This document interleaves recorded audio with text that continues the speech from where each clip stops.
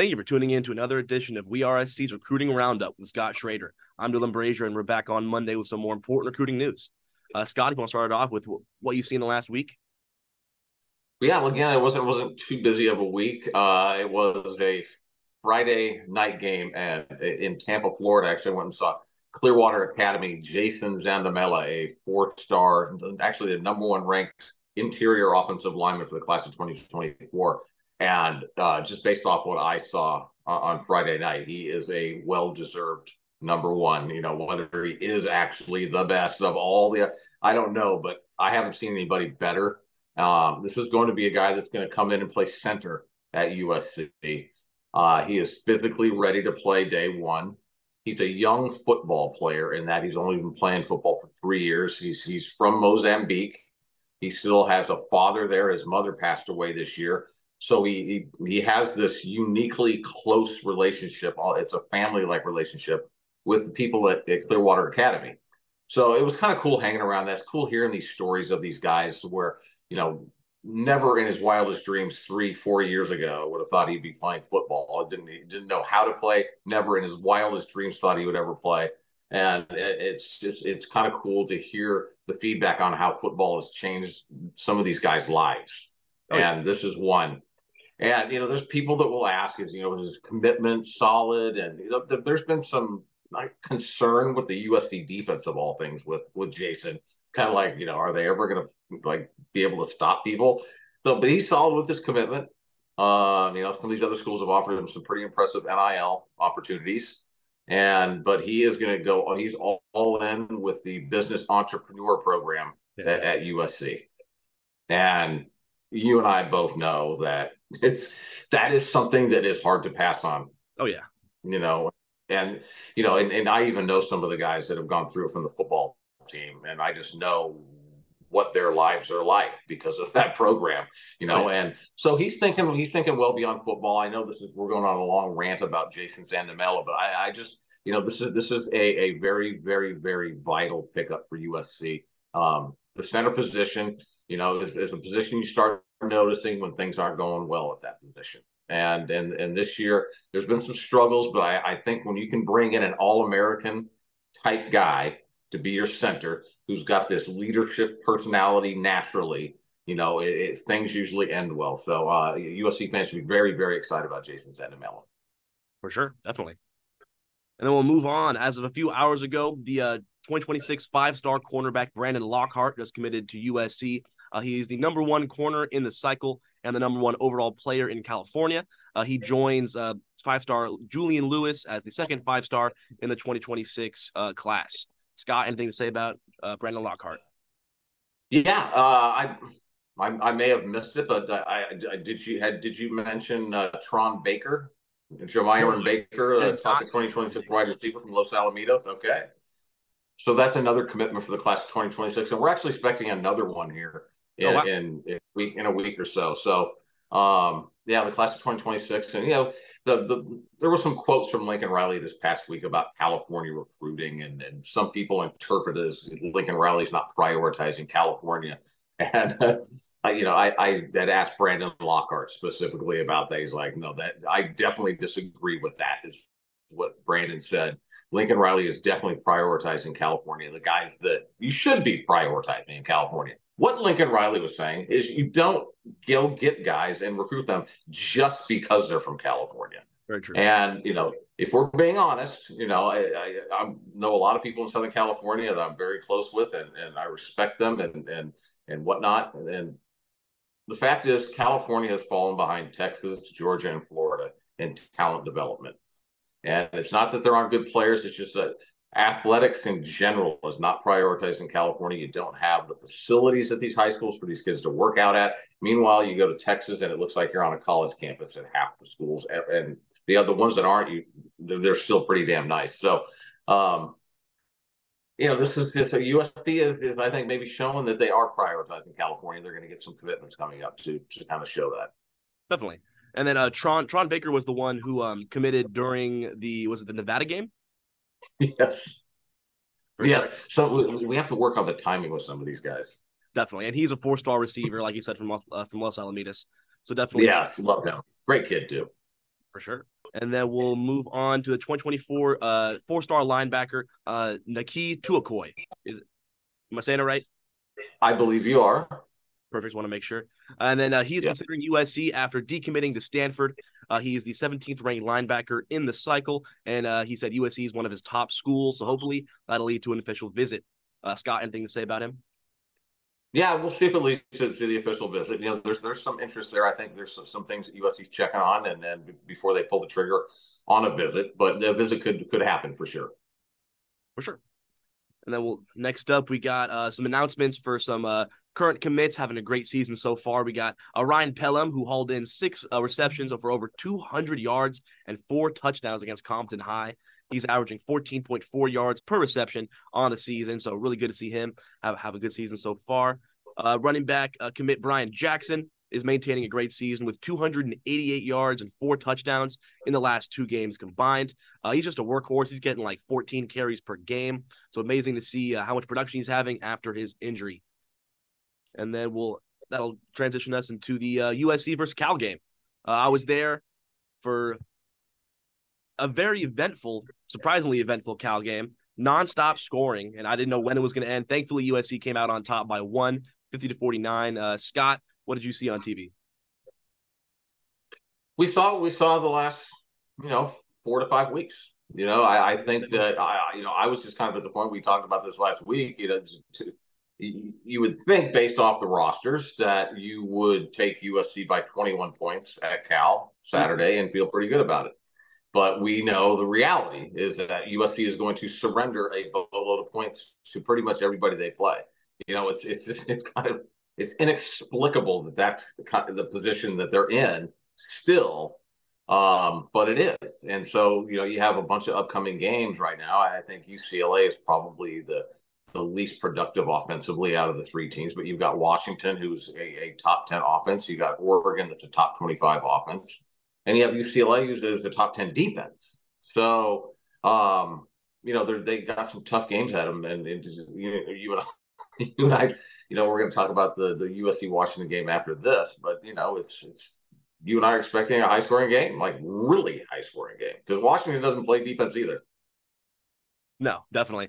From what I saw at the game, I mean, defense, it was just, again, same old lackluster. Looking at like the stats, Cal scored the most amount of points against USC versus all season. So 49 was their season high. I mean, USC keeps making mediocre offenses look amazing, and it's just nothing we can do about that, I guess. But I don't know. The offense looked like they were firing on all cylinders. I mean, there was a few missed connections for sure. One thing I saw was Brandon Rice was open a lot. Yeah. And you were there, so you saw you had a good perspective of that, right? Oh yeah, I was in the nosebleed, so I saw the entire field, but he was open a lot. I mean, I get it. You can't make that read a lot, but still, you actually can. I think that's where USC makes it more difficult than they need to. I actually think you go wear out a connection, and until they figure out how to double team somebody or put a few more guys out there and change up what's available elsewhere for you to run offensively. It's just like the offense looked better for USC this week because they kept running the ball. Let's just be honest. Yeah, and they were effectively running the ball. Yes, Marshawn Lloyd was a little slow to get going. He was averaging 3.5 yards a carry until halftime, and finally in the second half, they fed him in the pass catching and running back role, and he broke off on a long catch and then a long run that set up an eventual touchdown. So if we feed Marshawn and put less stress on Caleb, it's a better offense. That's so surprising. So I just would really like to know the true story about Caleb Williams' pinky, because Caleb Williams is not throwing the ball anywhere near like he was at the beginning of the season or last season. There's something going on with his throwing hand, because a lot of these balls are kind of failing on him, and the inaccuracy is just there's no explanation for it other than there's got to be something physically wrong. Definitely. And I mean, not to mention, he did have some really good throws in that game. Yeah, he did. No, way more inconsistent with accuracy this season than last. Yeah. But I mean, of course, we'll always talk about rush defense, allowing 150 yards in the first half. I mean, Jaden Ott's a good running back, but you can't do it. You got to close the middle. That's exactly what it was, though. I mean, they were averaging 150 yards because they had 275-yard runs for touchdowns. Exactly. That's what you're going to do. You're going to average 75 yards a carry against USC, exactly. Probably. And I know Bear Alexander wasn't in the first half to close the gaps. And I mean, in the second half, there was a lot less big runs, thankfully. So, I mean, that's partial. Again, you have a situation to where they only scored 7 fewer points in the second half, but whatever the point differential was between the first and the second half, the way that team played defense in the second half was still light years better than it was in the first half. Yeah. Yeah, that's fair. They allowed less. The way it looked, it was a lot of pass interference calls. It was that was one drive was like 4 pass interference calls, and whatever. Maybe there was a late hit too involved in there. I don't remember. Was that when Gentry gave a little knee nudge? But it's amazing to watch them make a offense like Cal and Utah. Utah's offense. Oregon stopped what the Utah offense is. I mean, UCLA gave them 14. UCLA lost 14-7. They gave up 14 points to Utah. 7 points is what. Now Oregon gave up 6, I think it was, and then it was 6. Was it Oregon? Yeah, Oregon State held them to 7. Oregon State held them to 7. So I mean, the proof is there. I don't know. Yeah. But USC allows teams to score at least 30. Well, Arizona State. What Arizona State did against USC, again, everybody was just that offense. There was it's a whole bunch of nothingness, and they ended up dropping a bunch of points on USC. So that's why against Washington. Again, there's always going to be that one game a year where there's an aberration. This might be it for USC where they give up 18 points, 20 points, for all we know. But I'm expecting them to give up 40 plus. To Washington? Yeah. Yeah, definitely. And then that can bring us to our next subject, and that's USC against Washington this week. We're 24th ranked, and some people saying that we shouldn't be ranked at all. I mean, I don't know. I don't know how we can be unranked, but that's a topic for a different day. Washington's number 5, and they're coming to the Coliseum. You think it's going to be high scoring affair? They're putting up at least 40. Who do you take in that matchup? Well, it's a 3-point, I think, point spread. But when you and I make a prediction, we're not using the point spread, of course. So, and again, I'm not going to sit here on our show and predict Washington wins because, quite frankly, I don't. There's a lot of USC fans that think it's there's no chance of beating Washington. I actually think there's a really good chance. I think so too. And it's because Washington doesn't play defense either. So now it's a matter of making fewer penalties, limit the turnovers, and try and win it with a clean game. Because if USC does play a clean game on Saturday against Washington, it'll be a good game at the very least. Yeah, I mean, I agree with that. Washington has shown to be human and make mistakes. Like they played against Stanford on Saturday. They allowed 30 or so points to Stanford. So I think, yeah, like you said, if USC plays a clean game, if they come out firing on all cylinders, this game you have to start fast. You can't go down 17-0 like they did against Arizona. You can't. There's no time for comeback. You got to start out fast, put points on the board, and just hope your defense can maybe just stall them sometimes. That's it. Yeah, I mean, that's what's going to come down to. It's going to come down just making 3 or 4 stops. It's going to come down to which defense sucks a little less.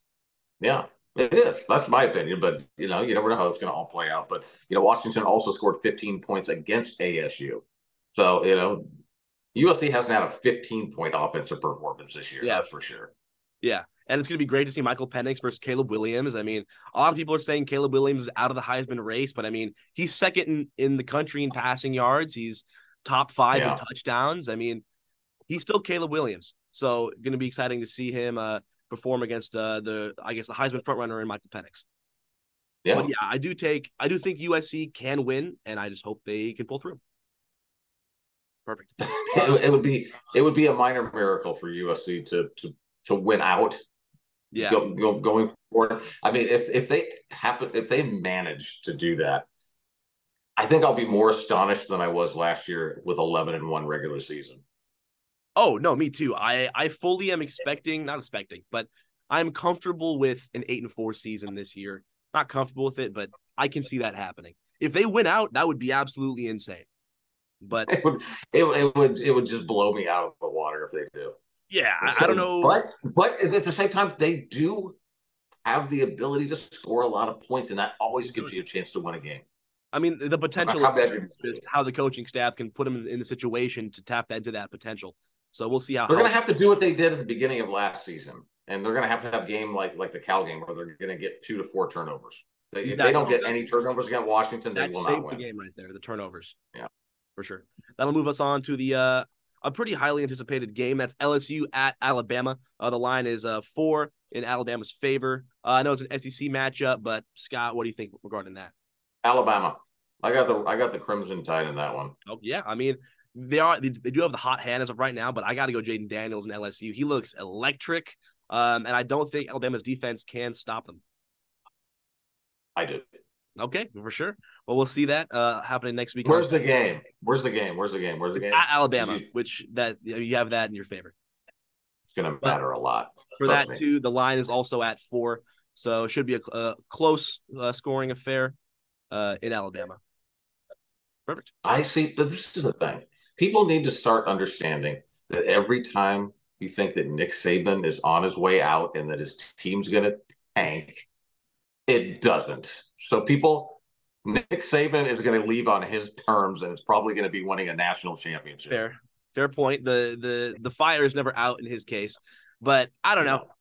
I think the fire is close to being out. I think he has a few more seasons left, and as much as he wants to win on a national championship, I don't know how likely that is considering like the new age of college football. You don't go forever. I understand that. Things do change, and there's no way you can keep that intensity as you get into your 70s like you had when you were 55.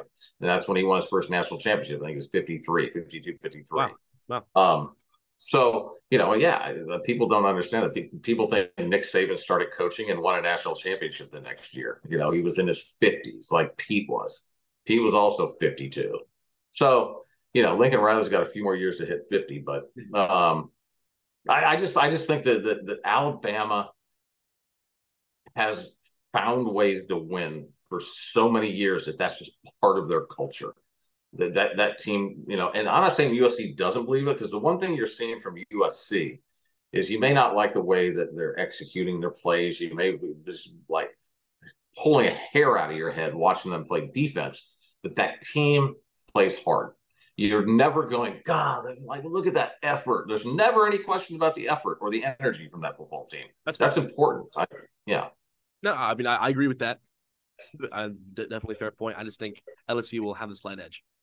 I know. How many predictions have you been wrong on, though, this year? Majority of them. So okay, take my words with a grain of salt, I guess. Predictions are hard. Believe me, I'm in the business of trying to predict where 16 to 18-year-old kids are going to go to school. Talk about a losing battle on that one. But the thing is, you're not wrong, because there's more reasons to choose LSU than there are to choose Alabama. Definitely. Probably. I'm choosing the ones that usually matter most, and that's playing at home.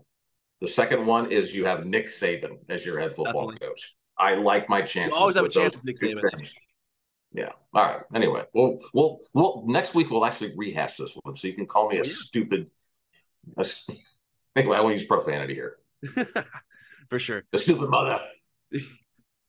Okay, well, but I'm predicting USC is going to beat Washington too. I may look like even more dumb predicting that. Could easily get embarrassed and lose by 30. That's a very possibility as well. Right. For sure. Well, thank you for tuning in to another edition of WeAreSC's Recruiting Roundup with Scott Schrader. I'm Dylan Brashier, and we'll see you next Monday. Fight on. Fight on.